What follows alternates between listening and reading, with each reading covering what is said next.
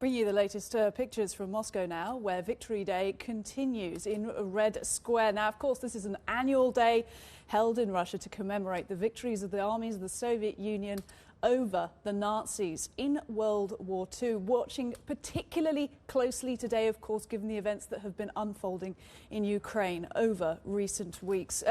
President Vladimir Putin just gave his speech, and really worth noting that he didn't actually mention Ukraine, Juliana, once during this speech. Of course, he referenced it, spoke plenty about troops in Donbass fighting on their own territory, but that is the key takeaway at the moment. Of course, he's under intense scrutiny and criticism from a lot of allied nations outside of Russia, but even within the country as well, trying to get his domestic approval for this invasion. And interesting as well, I thought, to note that he spoke about Russian soldiers' deaths, talking about the glory that will be brought to those soldiers who fought in the war.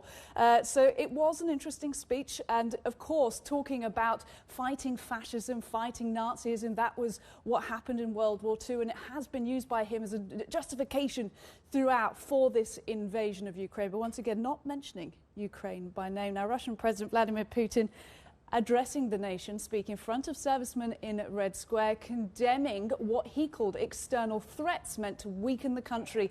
And the short speech coming on the 75th day of the invasion of Ukraine, Putin offering no assessment of the progress made so far and gave no indication of how long it might continue, Juliana.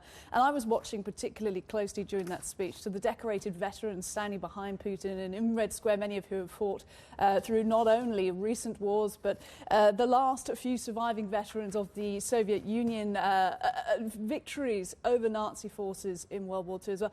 Just watching their reactions, of course, very stony-faced, won't try and read anything into it, but a very complicated time. And in terms of the military hardware that is being paraded in Russia at the moment, normally you'd have, I think last year, somewhere around 190 pieces of hardware being rolled through Red Square. This year it was around 130, so slightly lower. And some are saying, well, is that because all the hardware is in Ukraine?